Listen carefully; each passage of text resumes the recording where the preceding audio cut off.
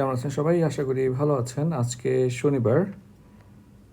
দেখেন, আজকে শনিবার 28 সেপ্টেম্বর 2024। গণতন্ত্রের নতুন যাত্রায় বিশ্বকে পাশে চায় বাংলাদেশ। জাতিসংঘে ডক্টর মোহাম্মদ ইউনূস ভাষণ দিয়েছেন। সেই ভাষণে তিনি এই কথা বলেছেন।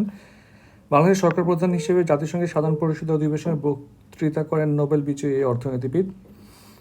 তারপর ওনার ভাষণে উল্লেখযোগ্য কিছু অংশ বন্দুকের গুলি উপেক্ষা করে বুক পেতে দাঁড়িয়ে গিয়েছিল আমাদের এই তরুণেরা। বাংলাদেশের অভ্যুত্থান আগামী দিনগুলোতে বিশ্বের বিভিন্ন প্রান্তে মানুষকে মুক্তি ও ন্যায় বিচারের পক্ষে দাঁড়াতে প্রেরণা যোগাবে। ধরিত্রী এবং তরুণদের জন্য 3-0 প্রস্তাব, এটা আমাদের জন্য খুবই গুরুত্বপূর্ণ। 3-0, হ্যাঁ, খুবই গুরুত্বপূর্ণ। 000 বা 30। দেখেন, ফিলিস্তিনের জনগণের বিরুদ্ধে মানবতাবিরোধী অপরাধ হচ্ছে বলে তিনি জানিয়েছেন। মিয়ানমারের সৃষ্ট রোহিঙ্গা সংকট বাংলাদেশের নিরাপত্তা ঝুঁকির কারণ হয়ে দাঁড়িয়েছে। আইসিসিতে অভিযোগ দায়ের করতে পারবে বাংলাদেশ, জানিয়েছে করিম এ খান। তিনি আইসিসির প্রধান কৌঁসুলি। করিম এ খান বলেছেন, জুলাই আগস্ট গণহত্যা নিয়ে আইসিসিতে অভিযোগ করতে পারবে বাংলাদেশ। বিএনপি সংস্কার চায়, তবে লম্বা সময়ে আপত্তি। আগামী 18 মাসের মধ্যে জাতীয় সংসদ নির্বাচন অনুষ্ঠানের সম্ভাবনার কথা বলেছেন আপনার ওয়াকার জামান রয়টার্সকে, আমাদের সেনাপ্রধান জেনারেল ওয়াকার উজ্জামান। নির্বাচনের সময় নিয়ে সেনাপ্রধানের বক্তব্যকে সমর্থন করে বক্তব্য দিয়েছে বিএনপি কয়েকজন নেতা। তিস্তার পানি বাড়ছে, বন্যার শঙ্কা। এই তিস্তা বা এই যে নদী বা বন্যা, এটা 46 রিটার্নের জন্য খুবই ইম্পর্টেন্ট। যদি রিটার্নটা হয় সেক্ষেত্রে আপনার ইভেন আমাদের শুধু পরীক্ষার জন্য ইম্পর্টেন্ট না, এটা আমাদের জীবনের জন্য ইম্পর্টেন্ট। সো ভারতের সাথে আসলে একটা ফেয়ার ডিল করা উচিত এবং ভারতকে এখানে পুশ করা উচিত। যে দেখেন, আমাদের ইথিক্সের ব্যাচ শুরু হচ্ছে। আমাদের প্রায় 8 টার্গেট নিয়ে আমরা পড়াশোনা করব। 2টা বই প্রায় মুখস্থ করা হবে, ইউনিক এবং বেসিক ভিউ। আপনারা চাইলে ভর্তি হতে পারবেন, কোর্স ফি মাত্র 120 টাকা। ওকে, দ্বিতীয় পেজে আসি। আমরা দেখি, নবযাত্রায় মার্কিন ব্যবসায়ীদের অংশীদারিত্ব চান ডক্টর ইউনূস। আমাদের এই সাইডলাইন ডিপ্লোমেসিগুলো খুবই গুরুত্বপূর্ণ। এখন আমরা চাইলে কি করতে পারি, আমরা বিভিন্ন ব্যবসায়ীদের সাথে বসতে পারি, ব্যবসায়ীদের সাথে আলোচনা করতে পারি।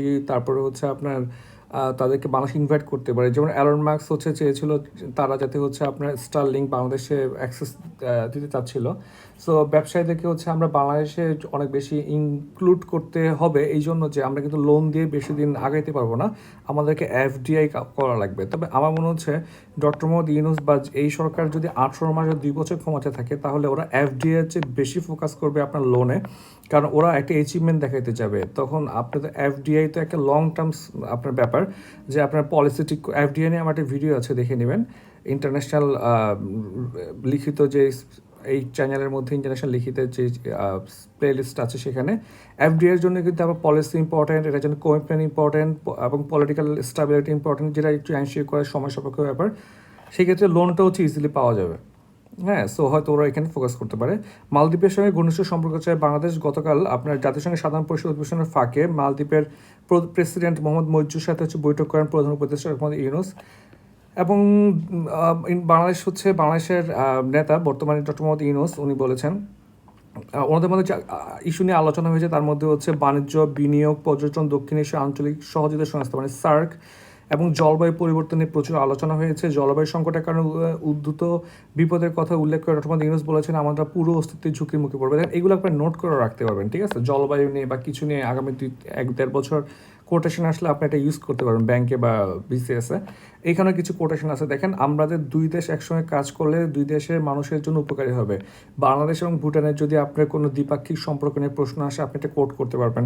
এগুলো নোট করে রাখবেন। আমরা একে নোট করতেছি এবং আমাদের আপনার গ্রুপগুলোতে দিয়ে দিচ্ছে।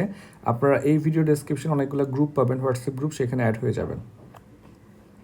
রোহিঙ্গাদের সহায়তায় আরও অর্থায়ন হবে। এটা মূলত ডক্টর মোহাম্মদ ইউনূস অনেক একজন ওয়েল কানেক্টেড একটা পার্সোনালিটি এবং বিশ্বের সবাই চেনে। সো আমাদের পক্ষে এটা এখন ইজি, হ্যাঁ, অর্থায়ন ব্যাপারটা ইজি হওয়ার কথা। দেখেন, শরণার্থী বিষয়ক আপনার এখানে 3টা কোটেশন আপনার লিখতে পারি। সেটা ইউএনএইচসিআর এর হাই কমিশনার ফিলিপ্পো গ্রান্ডি প্রধান উপদেষ্টার সাথে বৈঠক করে বলেছেন যে আপনার ইন্টারেস্টিং একটা কথা বলছে। দেখেন, অধ্যাপক ইউনূস বাংলাদেশের নতুন নেতা হিসেবে দায়িত্ব গ্রহণ করায় রোহিঙ্গা সংকট নিয়ে বিশ্বব্যাপী আগ্রহ বেড়েছে। তিনি আরও আশা প্রকাশ করেন রোহিঙ্গাদের মানবিক সহায়তা আরও অর্থায়ন হবে। ব্যাপারটা কিন্তু খুবই গুরুত্বপূর্ণ। এটা কিন্তু শুধুমাত্র ওনার পরিচিতি বা ইউনূস দেখে এটা মোটামুটি কিছু সম্ভব হচ্ছে। এরপর দেখেন ডক্টর মোহাম্মদ ইউনূসকে দ্রুত সমাধান বের করা এবং আশ্রয় শিবির বেড়ে ওঠা লাখ লাখ রোহিঙ্গা শিশুর ভবিষ্যতের জন্য কিছু করার উপর জোর দেন তিনি বলেন, মানে ডক্টর মোহাম্মদ ইউনূস বলেন, খুব দেরি হওয়ার আগে আমাদের এর সমাধান করতে হবে, আমাদের একটি সমাধান খুঁজে বের করতে হবে। তার মানে এটাও আপনি কোট করতে পারেন রোহিঙ্গার কোনো একটা ইস্যুতে। সো আপনারা হচ্ছেন এটার স্ক্রিনশট নিয়ে রাখেন, পিডিএফ তো দিয়ে ফেলেছি গ্রুপগুলোতে, বা আমরা দিব এটার নোটগুলো আপনারা যুক্ত হয়ে যাবেন আর কি। দেখেন তৃতীয় পেজে পড়ে আছে নতুন ভবন জীর্ণ ভবনে বন্দীরা। দেখেন নতুন ভবন কেন পড়ে আছে, মূলত বাংলাদেশের সবচেয়ে বড় সংকট যেটা ফেস করছে গত 15-17 বছরে, সেটা হচ্ছে গুড গভর্নেন্স ছিল না। হ্যাঁ, অর্থাৎ কেউ নিজে ডিসিশন নিতে পারতো না, বস যেটা বলে সেটাই। অথচ এই ডিসিশনটা যার সে নিলেই কিন্তু পারতো, কিন্তু দেখা যাবে এটা ডিসিশন নিতে একদম টপ লেভেল থেকে আসা লাগবে। ডিসেন্ট্রালাইজেশনটা একদম চলে গেছে, সবাই কর্পোরেট হয়ে গেছিলো মাঝখান দিয়ে। সো এইগুলোকে হচ্ছে ডিসেন্ট্রালাইজেশন করা লাগবে, ডিসিশন মেকিং পাওয়ারটাকে হচ্ছে আপনার ডিসেন্ট্রালাইজেশন করা লাগবে, এরপরে গুড গভর্নেন্স চালু করা লাগবে এবং এগুলোকে তদারক করার জন্য একটা বাহিনী থাকা লাগবে, তারা দেখবে যে সব কাজ ঠিকমতো হচ্ছে কিনা। শুধু বন্দীদের কিন্তু একটা মানবাধিকার আছে, হ্যাঁ, আপনি এগুলো নষ্ট করতে পারেন না। 4 নম্বর পেজে দেখি জামাতের আমির বলেছেন যৌক্তিক সময় নির্বাচন দিয়ে অন্তর্বর্তী সরকারকে বিদায় নিতে হবে, পাশে ফোন চার্জ রেখে ঘুমিয়ে মারা গেলেন বিস্ফোরণে। দেখেন এটা হচ্ছে আপনার এই কাজ করবেন না, কখনোই মোবাইল চার্জ না থাকলে রাতেরবেলা আপনি ফুল চার্জ, মানে মোবাইলটা হচ্ছে চার্জে দিয়ে ঘুমাবেন না। এটা হচ্ছে লাইফে অ্যাক্সিডেন্ট একটা হয় এবং এটা কিন্তু অনেক লং টার্ম আপনার ক্যারি করা লাগে, এটা ইম্প্যাক্টটা। হ্যাঁ, যাক 5 নম্বর পেজে আজকে তেমন কিছু নাই। 6 নম্বর পেজে দেখি আমরা সংস্কারের প্রশ্নে ঐক্যমত হলে সংবিধান লেখাও সম্ভব বলেছেন সলিমুল্লাহ খান। দেখেন ঐক্যমতটা করবে এটা কার সাথে, মানে কার কার এখন দ্বিমত আসছে বা কাকে আনলে আমরা বলবো ঐক্যমত হচ্ছে। শুধুমাত্র পলিটিক্যাল পার্টিগুলো আনা লাগবে, শুধুমাত্র এই সরকার বা তত্ত্বাবধায়ক সরকার কিন্তু এককভাবে এটা করলে সাস্টেনেবল হবে না। সো পলিটিক্যাল পার্টিগুলোকে প্লাস মোটামুটি সব ক্লাস, এবং দেখেন এই বর্তমান আমাদের প্রতিটা আপনার গভর্নমেন্ট যখন ফর্ম করে তখন দেখা যায় যে সব ক্লাস থেকে হচ্ছে আপনার কি হয় না, পার্টিসিপেটরি একটা সংসদ হয় না বা মন্ত্রিসভা হয় না। যেমন ধরেন হচ্ছে বা কৃষকের একটা মন্ত্রিসভা হয় না, বা শ্রমিক বলে যারা হচ্ছে শ্রমিক নেতা, সাধারণ সিরাজা যখন নেতা হয়, ওরা আসলে শ্রমিকদের কি করে না, শ্রমিকদের জীবনমান উন্নয়নে কাজ করা, মানে অ্যাকচুয়াল পার্টিসিপেশন নাই শ্রমিকদের এবং কৃষকদের। এই অ্যাকচুয়াল পলিটিক্যাল পার্টিসিপেশন না থাকায় ওদের হচ্ছে ইকোনমিক্যাল কন্ট্রিবিউশন রেখেও কোনো ধরনের বেনিফিট আসতেছে না। সো আমাদের এই অভ্যাসটা করা লাগবে সবখানে। সংবিধান লিখে হচ্ছে এখানে আপনি সবাইকে অ্যাকচুয়াল কন্ট্রিবিউশন রাখা লাগবে। কৃষকেরও বলার অধিকার আছে সে কী ধরনের সংবিধান চায়, কারণ বাংলাদেশের কৃষকরা অনেক বেশি কন্ট্রিবিউটরি। সো প্রতিটা সেক্টর থেকে আপনার মানুষকে রাখা লাগবে। সড়ক ধসে পড়ল খালে। দেখুন অভিযোগ করেছে জেলা যুব দলের আহ্বায়ক মুজিবুর রহমান ও তার লোকজন ব্যবসা করতে গিয়ে খননযন্ত্র দিয়ে ওই বালুর স্তূপ করেন। এই ধরনের বদমাইশিগুলো যারা করবে এখনই সুযোগ আছে, ওদেরকে আটকানো লাগবে, ঠিক আছে। এবং বিএনপি থেকেও বারবার নির্দেশনা দেওয়া হচ্ছে দেশ রক্ষার্থে কাজ করতে, দেশ ধ্বংস করতে না। সো এখনই সুযোগ আসছে যাতে ওরা বেশি বার বাড়তে না পারে।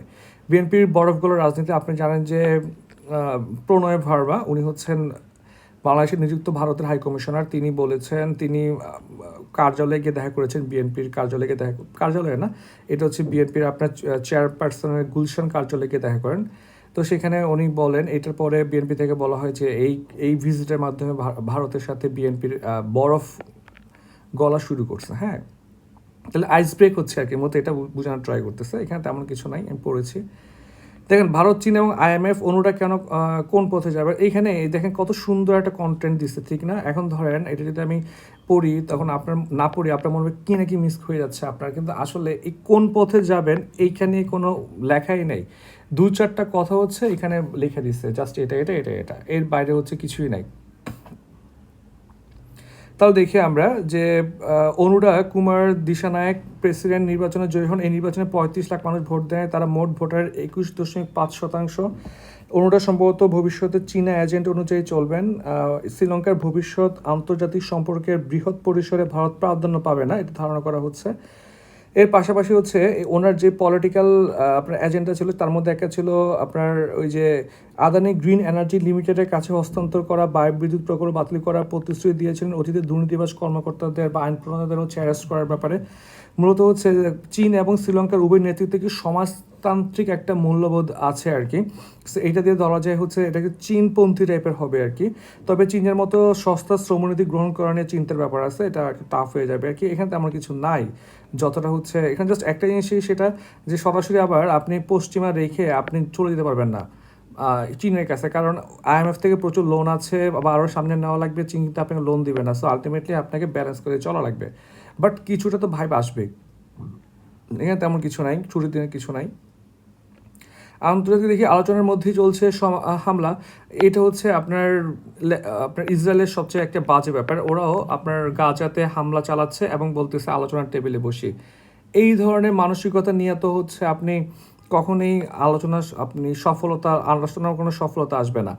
প্রতিটা দিন হচ্ছে আপনি গাজাতে হচ্ছে ধরেন 100 করে মানুষ মারতেছেন, আবার বলতেছেন আসেন আলোচনা করি। মানুষ মারতে মারতে তো আলোচনা হবে না, খুনির সাথে আলোচনা কিসের? সেমভাবে এখন লেবাননের যে কাজটা হচ্ছে, লেবাননের কাজটা ওরা ইচ্ছে করে করতেছে। চীনের সাবমেরিন ডুবে গেছে, এটা আমাদের জন্য খুব একটা জরুরি না। গতকাল তো দেখছেন উনি যখন স্পিচ দিচ্ছিল নেতানিয়াহু, তখন মোটামুটি তুরস্ক সহ অনেক দেশের আপনার ব্যক্তিরা উঠে চলে গেছে। হ্যাঁ, এই ধরনের ইনসাল্ট করা লাগবে, পুরা অর্ধেক ইউএন অ্যাসেম্বলি খালি হয়ে গেছে। যে বাইডেনের বিদায় ঘণ্টা মধ্যপ্রাচ্যের নড়বড়ে মার্কিন কূটনীতি, এটা নিয়ে প্রচুর কথাবার্তা হয়। পুরো মধ্যপ্রাচ্যের কূটনীতি নড়বড়ে মার্কিনের। আসলে ব্যাপারটা ঠিক এরকম না। ব্যাপারটা হচ্ছে বাইডেন বলেন আর ট্রাম্প বলেন, সবাই হচ্ছে মধ্যপ্রাচ্য থেকে ইউএসের আপনার নজর সরিয়ে এটা ইন্দো প্যাসিফিকে আনার ট্রাই করতেছিল। ইন দ্য মিন টাইমে হচ্ছে গাজা এবং ইসরায়েলের যুদ্ধটা এবং লেবাননের সাথে যে যুদ্ধটা, এইটা হচ্ছে পুরো মানে ইউএসকে একটা বাজে সিচুয়েশন ফেলে দিছে। না পারতেছে এখন মধ্যপ্রাচ্য ছাড়তে, না পারতেছে এখন ইউক্রেন যুদ্ধ ছাড়তে, আবার না পারতেছে আপনার তাইওয়ান বা দক্ষিণ চীন সাগর বা ইন্দো প্যাসিফিক নিয়ে কাজ করতে। মানে মোটামুটি ভালো একটা ক্যাচালে পড়ে গেছে হচ্ছে বাইডেন প্রশাসন, এবং পরবর্তী যে ক্ষমতায় আসবে তাকেও মোটামুটি এটা সর্ট আউট করা লাগবে। এবং ট্রাম্প অলরেডি বলে দিচ্ছে, কালকে আপনারা দেখছেন হয়তো, জেলনস্কির সাথে ওর একটা বক্তব্য ভাইরাল হয়েছে এবং জেলনস্কির পাশে রেখে সে বলতে সে মানে ট্রাম্প আপনার জেলনস্কিরও ফ্রেন্ড এবং পুতিনের ফ্রেন্ড, সো এই সমস্যা সলভ করে ফেলতে পারবে। So I guess at Kamala Harris আসলে দুনিয়া আরও ম্যাসাকার হয়ে যাবে। সোনার দাম বাড়ছে, বেচাকেনা কমেছে, দেখেন 1,30,000 কোটি টাকার বেশি, এটা চিন্তা করা যায়? যাই হোক, এই পিজে আজকে তেমন কিছু নাই। তারপর হচ্ছে বিনোদনে কিছু নাই, খেলাধুলাতে কিছু নাই। দেখেন 17 কর্মকর্তা রাশিয়া ভ্রমণ নিয়ে প্রশ্ন। দেখেন উচ্চমূল্যে গম কেনার জন্য 17 কর্মকর্তা আপনার আপনার গেল হচ্ছে আপনার আপনার রাশিয়াতে, তারা ভ্রমণ করতে গেছে। এটা হচ্ছে খুবই বিব্রতকর এবং হচ্ছে শ্রম আইনের লঙ্ঘন। অর্থাৎ জনগণের খাদ্যপণ্য ক্রয়ের ক্ষেত্রে এভাবে বিদেশ ভ্রমণের সুবিধা নেওয়া অনৈতিক কাজ এবং দুর্নীতি। এটা বলেছে আপনার ইফতারুজ্জামান, টিআইবির নির্বাহী পরিচালক। অর্থাৎ দেখেন যে আপনিই ডিসিশন নেবেন এবং আপনি যার থেকে কিনবেন তার টাকায় ওই দেশ ভ্রমণ করবেন, তার যদি এখানে কনফ্লিক্ট অফ ইন্টারেস্ট দাঁড়ায় যাচ্ছে, আপনি তার পক্ষেই কথা বলবেন। এটার মধ্যে একটা গিফট যে আপনাকে রাশিয়া ভ্রমণ করে দিব স্যার, আপনি হচ্ছে আমার গমটা কিনেন। এই ব্যাপারগুলো হচ্ছে খারাপ আর কি, ঠিক আছে? যাই হোক, এই হচ্ছে আজকের প্রথম আলো। সবাইকে অসংখ্য ধন্যবাদ, ভালো থাকবেন।